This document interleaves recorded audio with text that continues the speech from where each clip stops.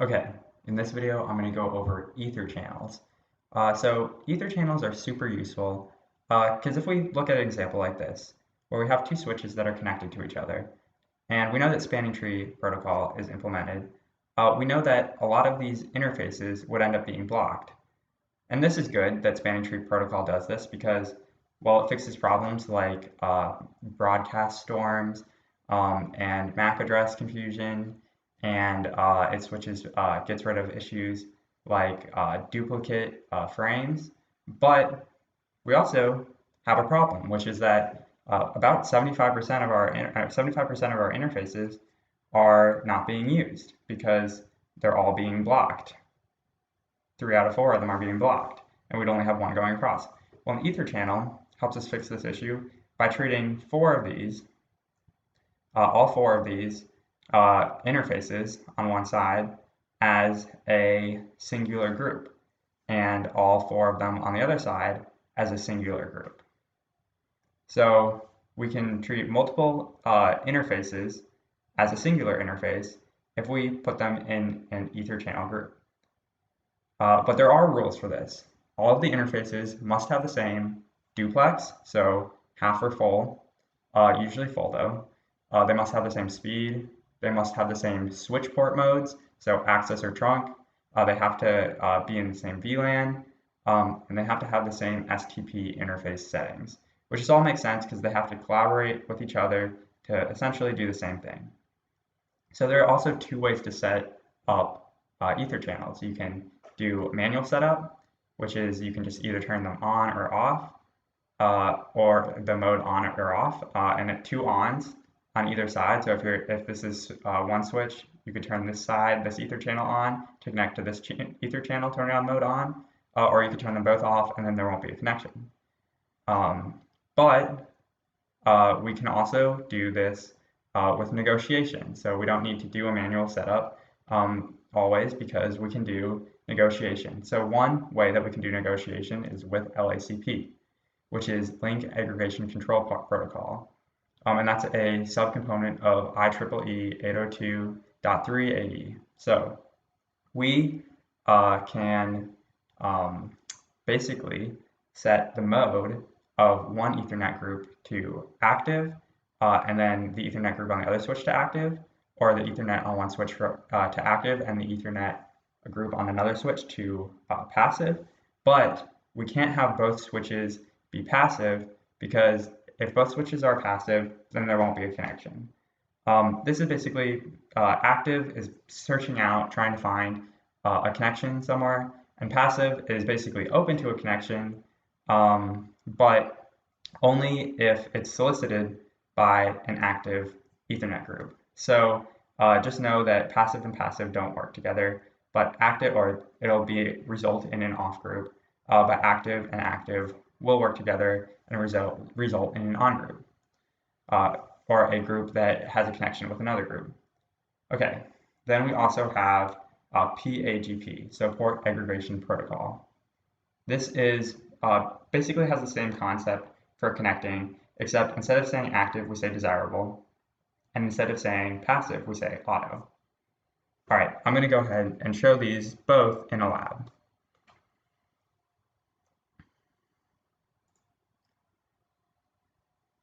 Okay, I'm going to set up exactly what we just had, except this time we get to actually configure them. So we have switch 0 and switch 1.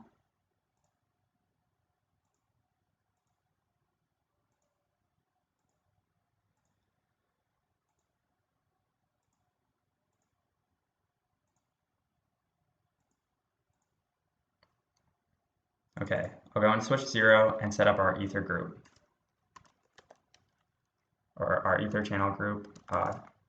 So basically, I can select the entire interface range that we have, which is fast Ethernet 0, 1 to 4. And we can say channel, group, and then we get to decide the group number. I'm just going to choose 1. And then we can choose the mode, which for this, let's use LACP, and I'll say active. Actually, I'll show all of the modes we could choose, which we could choose active, auto, desirable, on, or passive. So I am going to choose active. Okay, and all of our interfaces have turned on that we just added to the group. They have changed to state down and then gone on. So now I can actually look at this and say show do show IP interface brief, and we can look. And now, in addition to all of our interfaces that we have on, we can look and we actually have the port channel that we just created is listed as an interface. So that's pretty cool. And what else is cool about it is that we can treat this port channel as an interface. So we could say interface port channel 1, and essentially just treat it as an interface. So it's just basically like any other interface that we have. Okay, other ways to look at this, we could say do show EtherChannel summary and check on the status. We can actually see the port that we have, the group that it's in, or the group that it is, and the protocol that we're using, and all of the ports that are in this group. And we can also see the status of our connection. Right now, the status is standalone, and that's because we haven't set this up on the other switch yet. So let's go ahead and do that.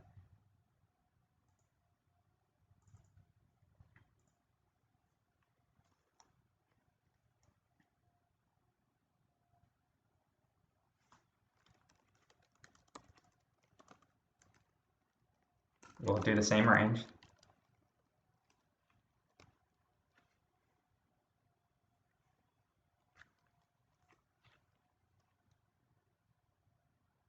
And we'll say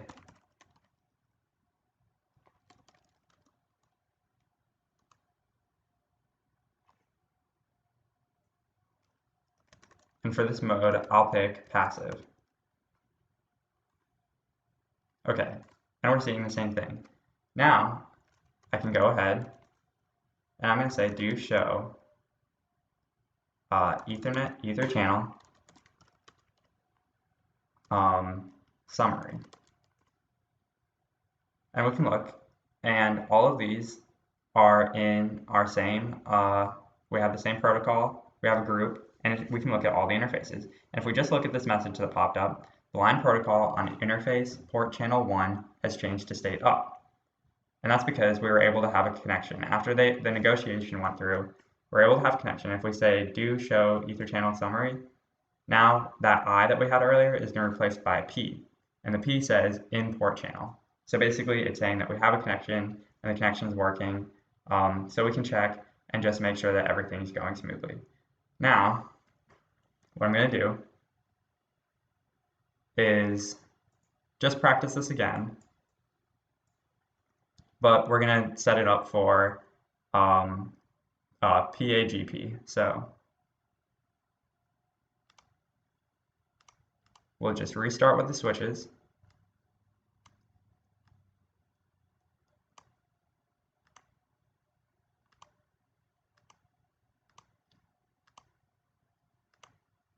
I'll just add 2 interfaces for this, but we can do the exact same thing.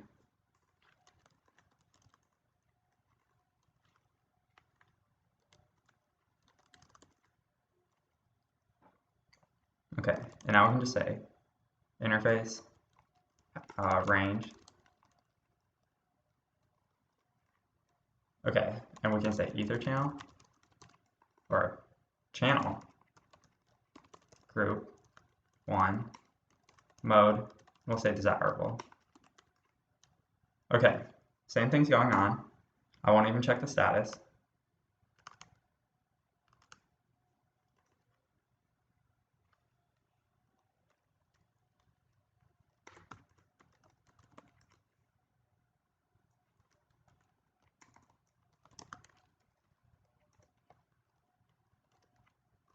Oops, forgot to say interface range.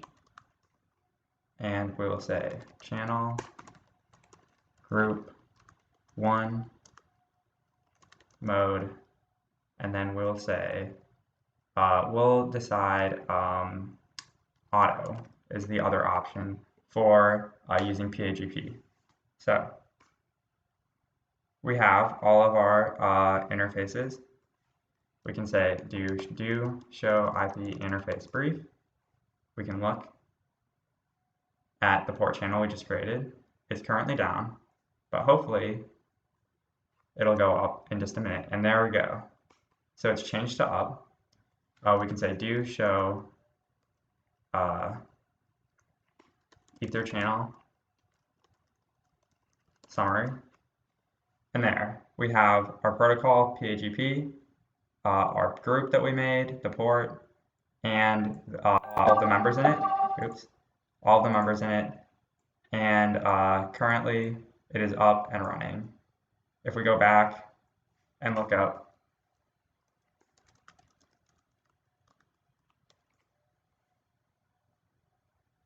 we can see that our port channel is up. And I'm going to show you one last thing, which is that we can exit, and we can actually go into our port,